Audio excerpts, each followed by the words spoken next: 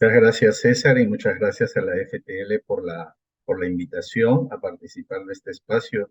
Debo decir que además yo fui miembro de la FTL desde, si no me equivoco, 1996. Este, y bueno, no estoy seguro si todavía sigo siendo miembro, pero en todo caso es un gusto compartir con ustedes este espacio. Voy a compartir la pantalla. No sé si me confirman si lo están visualizando correctamente. Si no, Sí, sí, perfecto, Juan. ya, listo. Entonces, Y aclaro, sí sos miembro de la FTL. ok. Ok, es bueno saberlo. Este, eh, bueno, el título de la ponencia es esta, claves discursivas en los testimonios de líderes cristianos latinoamericanos de la diversidad sexual. Lo que voy a plantear en esta ponencia es básicamente una plantear algunas coordenadas para examinar, y diría también autoexaminar, las claves discursivas en los testimonios de algunos creyentes de la diversidad sexual de Latinoamérica que se atrevieron a contar sus propias historias, ponerlas por escrito y publicarlas. Como para contextualizar este trabajo, bueno, hace aproximadamente eh, 6 años, más o menos, junto con una teóloga católica, amiga mía, Veronique Lecaros. Bueno, en principio en ella surgió el interés de encontrar, digamos, reflexiones experienciales sobre personas que hayan vivido su diversidad sexual, su identidad sexual u orientación sexual distinta en el marco de una experiencia creyente cristiana específicamente. Entonces, a partir de ese interés, con ella iniciamos un proceso de selección de algunos testimonios. En total, llegué a recibir 16 testimonios, pero finalmente en una publicación que salió hace 3 años, si no me equivoco, en francés, solamente seleccionamos a 13 de ellos, ¿no? Y estos 13 testimonios son de 8 hombres gays, 4 mujeres lesbianas, en ambos casos cisgénero, una persona trans masculina que se identifica como bisexual, ¿no? Teníamos, como les digo, algunos testimonios más, pero finalmente, como llegaron un poco tarde, no pudimos incluirlos. Admito que uno de ellos era de dos, perdón, dos de ellos eran de dos mujeres trans, pero lamentablemente al no tenerlos no voy a considerarlas, digamos, en esta ponencia. Es un vacío que espero resolver en el futuro. De los testimonios de estas personas creyentes, pues en relación a la nacionalidad, son de Perú, Colombia, Argentina, El Salvador y Paraguay. 8 de ellos proceden y se identifican hasta ahora con la fe católica, 4 con la fe evangélica y uno se declara ateo y creyente a la vez. Bueno, yo mismo también publiqué mi testimonio, pero para esta ponencia no voy a hacer referencia a mi propia experiencia, pero de repente en el diálogo, si algunos desean conversar al respecto, lo puedo hacer sin ningún problema. Eh, para analizar estos testimonios, digamos, utilicé un aparato conceptual básico, en principio asociando esta experiencia con 3 géneros narrativos específicos. Uno de ellos es el de la autobiografía breve. La autobiografía breve es un género que básicamente digamos, uno de los primeros géneros dentro de los cuales se puede enmarcar este corpus de los testimonios. Eh, Como señala García León en su análisis de la autobiografía, queer, el yo representado en las autobiografías actuales se ha convertido en un elemento contestatario colectivo, donde las distintas versiones de este revelan diversas formas de disidencia, conflictos culturales e invidez social. En otras palabras, la autobiografía moderna se convierte en un discurso polifónico, donde se exploran las discontinuidades y modos de subjetivación por los que pasan los individuos. El segundo género en el que se enmarcan estas narraciones es el del testimonio. Y el testimonio, creo yo, que en particular en la comunidad evangélica es un subgénero bastante conocido, muy común, ¿no? Y comparte con la autobiografía el sentido de lo subjetivo, pero en los testimonios la explicitación de la situación desde donde el sujeto se enuncia es mucho más clara. El testimonio además nace y se construye a partir del marco de la producción comunitaria de lo simbólico. En el mundo evangélico en particular el testimonio tiene una dimensión pedagógica y yo diría hasta moralizante. Con frecuencia el testimonio tiene una especie de estructura estandarizada. Yo creo que en ese sentido el testimonio es un producto discursivo muy útil para comprender el proceso de producción de sentido de los creyentes evangélicos, siempre en conexión con la comunidad desde donde se enuncian y, y testifican. El testimonio evangélico, para, digamos, ir un poquito más hacia el núcleo de nuestro trabajo, el testimonio evangélico tiene ciertas regularidades, cierto estándar, ¿no?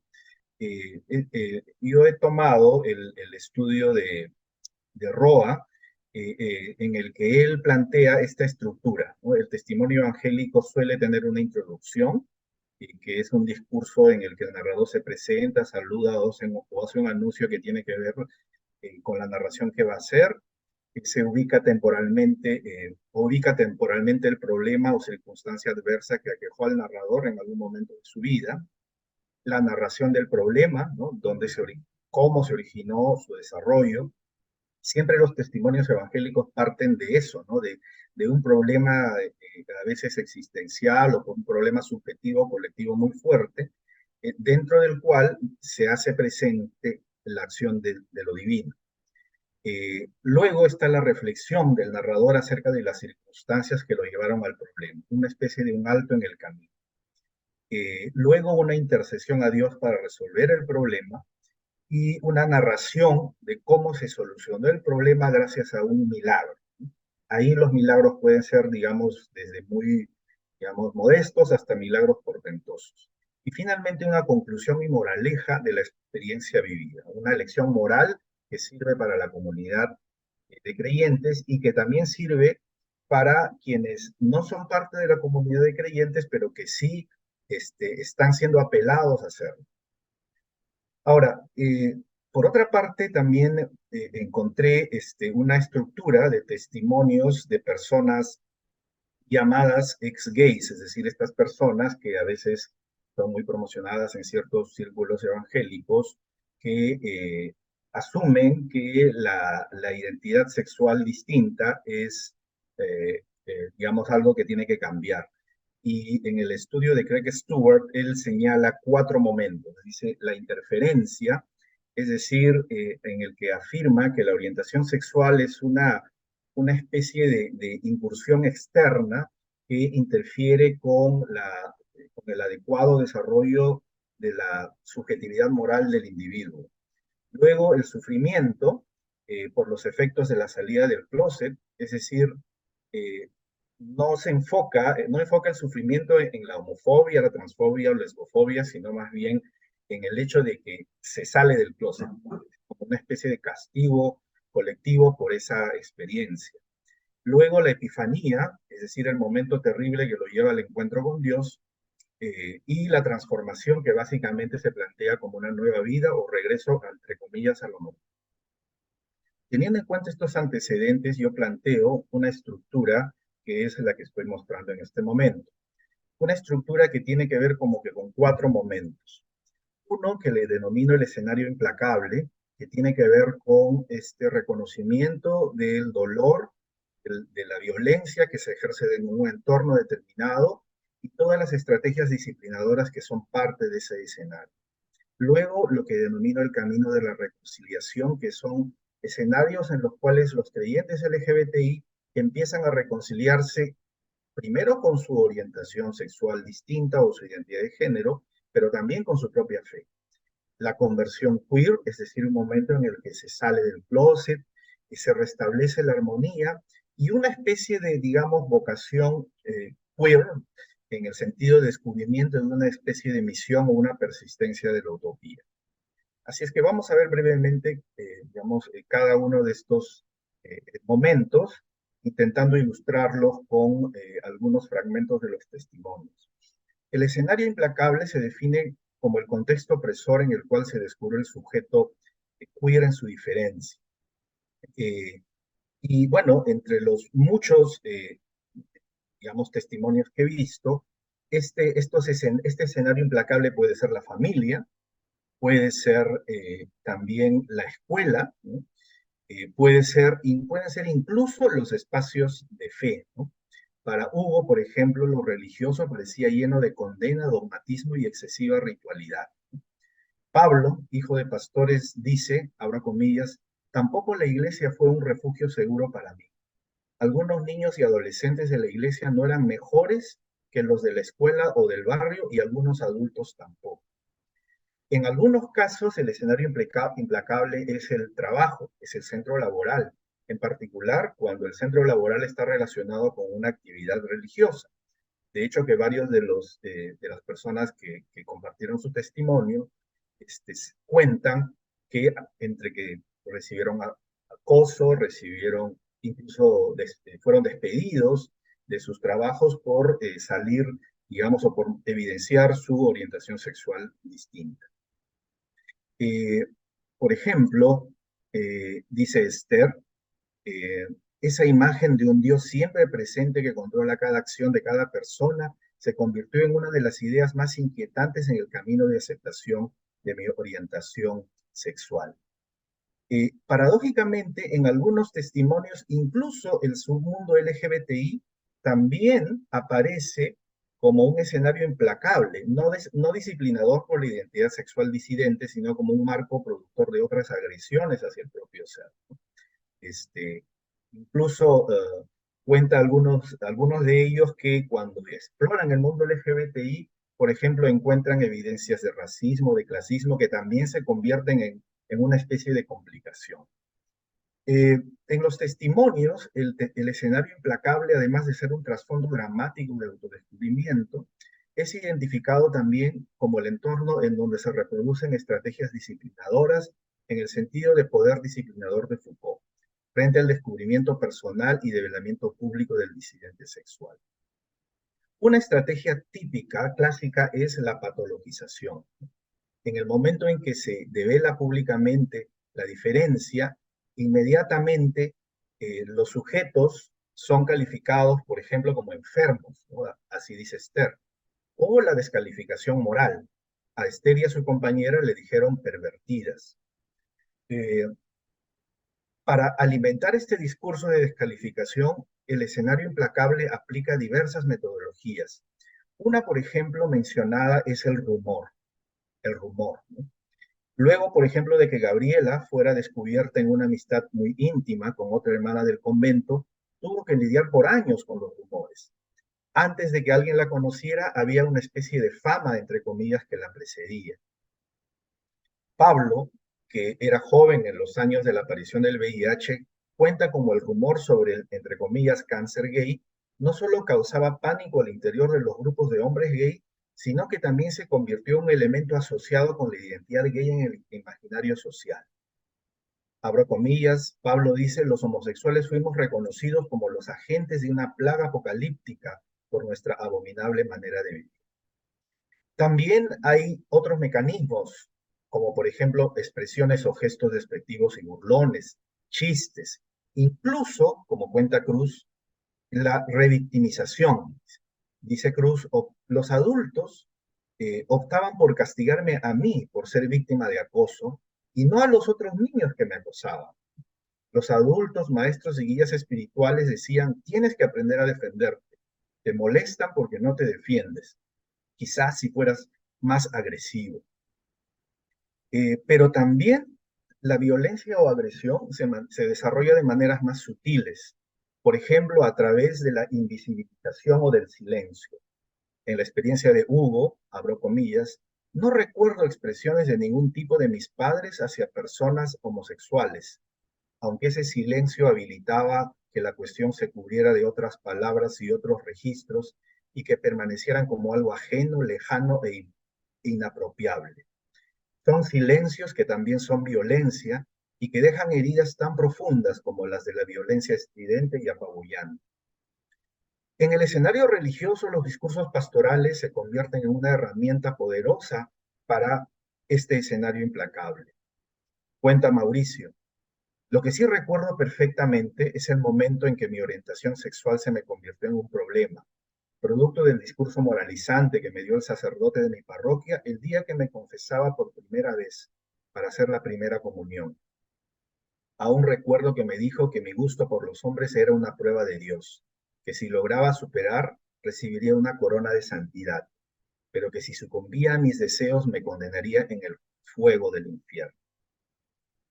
Eh, el pecado, en ese sentido, ya no es solo una cuestión íntima, sino el pecado es una especie de cosa pública, es una cosa de la que todos hablan y que aplasta a la conciencia del individuo. Es un peso que además se suele procesar en la más absoluta soledad. Marcelo cuenta: no podía compartir este proceso tan difícil con nadie. Los discursos pastorales finalmente alimentan este sistema de violencia simbólica en el sentido de Bourdieu, en el que la propia víctima colabora con la violencia que los aplasta, ¿no? Por ejemplo, Lucas cuenta que, compelido por seguir su vocación religiosa, decidió, entre comillas, seguir y luchar contra esos deseos para poder hacer realidad la voluntad de Dios que tenía para su vida. Estas estrategias dejan rastros o registros muy dolorosos en las historias personales, ¿no? En muchos de ellos, eh, digamos, se señala, como dice Cruz, que era una angustia terrible. Me sentí decepcionado de mí mismo, sucio y avergonzado. También provoca incertidumbre, provoca cólera, provoca dolor y rabia, provoca literalmente enfermedades. Cuenta, por ejemplo, Pablo, que cada vez que se burlaban de mí sentía una intensa corriente de odio y vergüenza por dentro que poco a poco fue minando mi salud física. Expresiones como pórtate como hombre, no seas maricón, me causaban una intensa ansiedad y desasosiego. Cuenta Pablo: esta dualidad colaboró a empeorar mi salud física, especialmente la emocional y nerviosa. La fuerza de las hormonas que hervían en mi cuerpo juvenil no se podía controlar con ejercicios espirituales.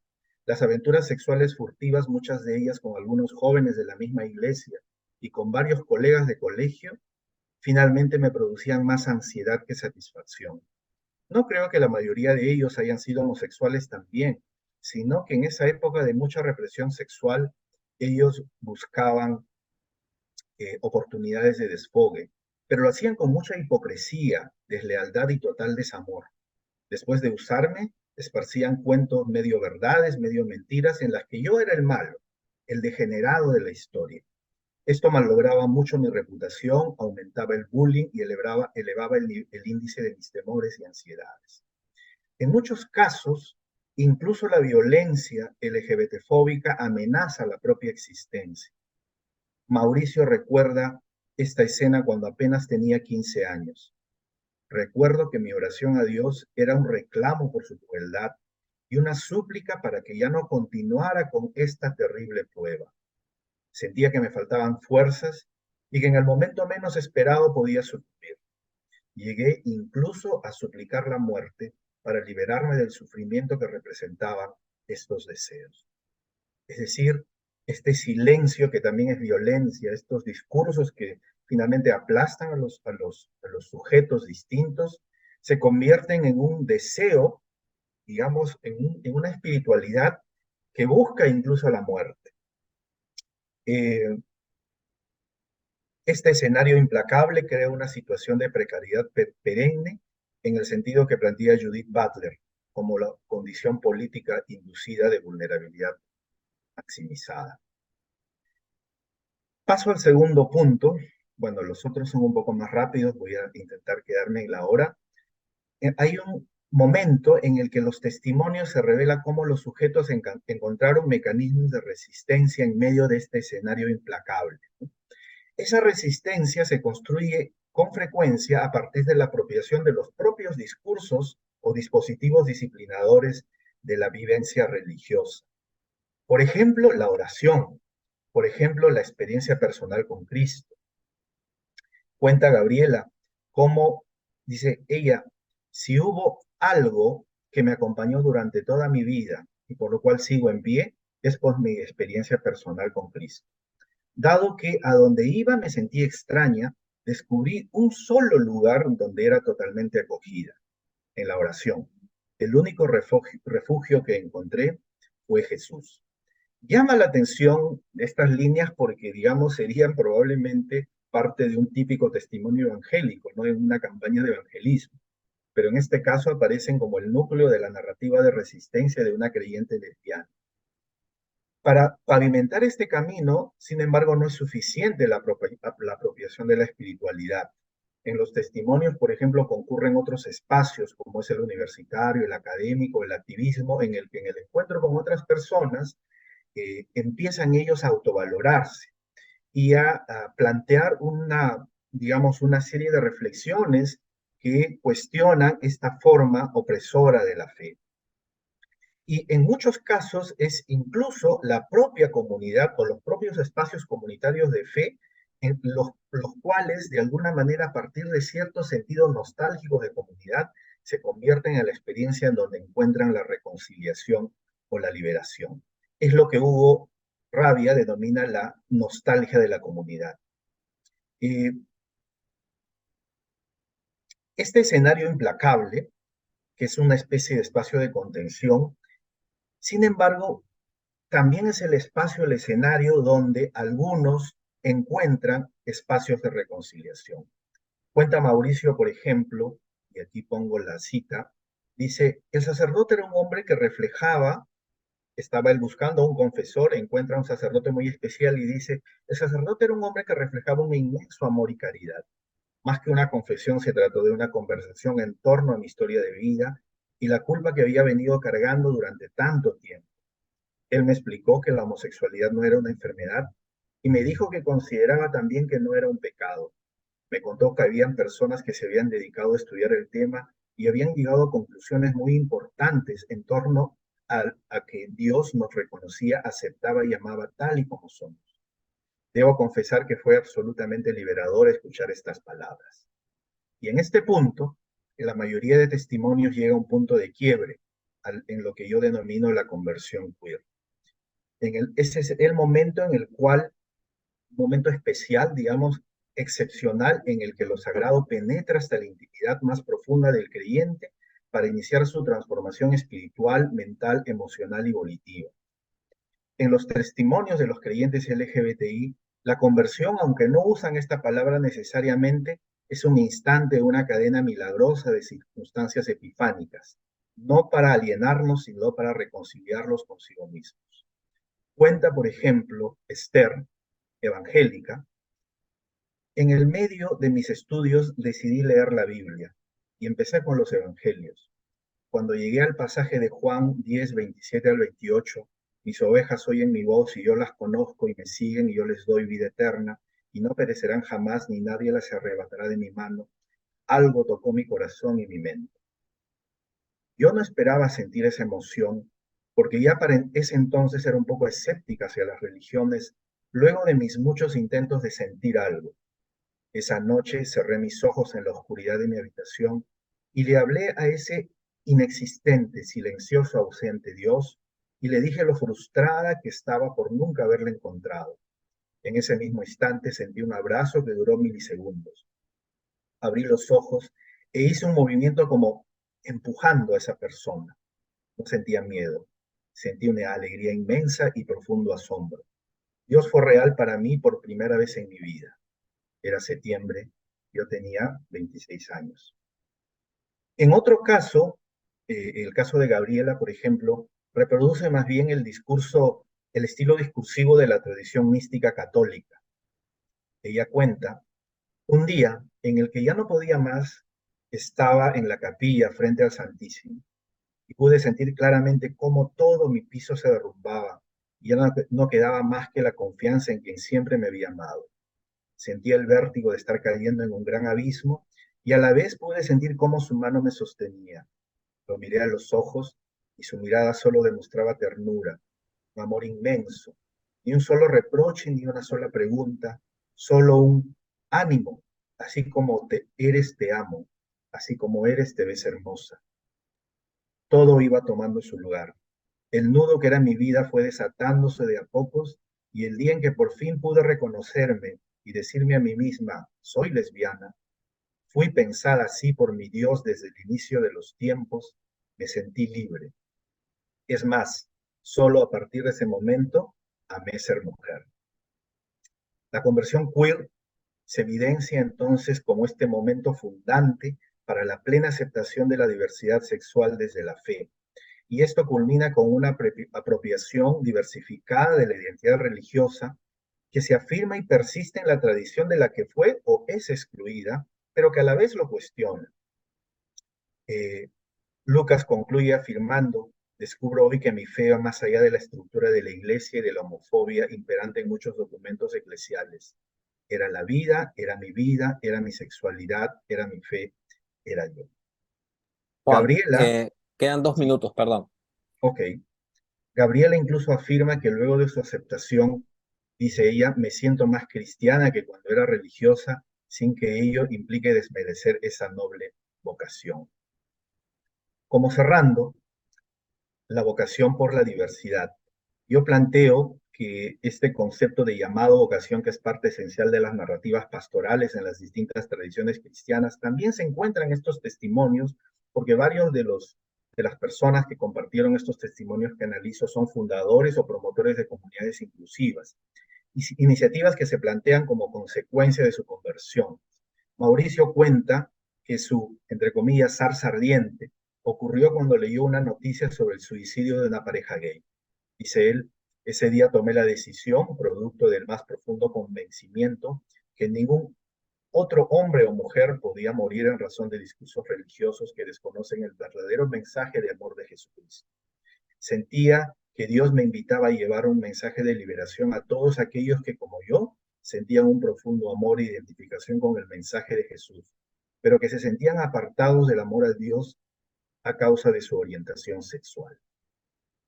Solo decirles que todos estos testimonios eh, fueron complicados incluso para los propios escritores, los propios autores de estos textos, porque reflejaban no solamente recuerdos, nostalgias con procesos difíciles de vivir y de compartir, pero a la vez también transmiten mucha esperanza. Yo diría mucha esperanza de reconciliación con un cristianismo que todavía necesita repensar su relación con las diversidades sexuales. Bueno, muchísimas gracias.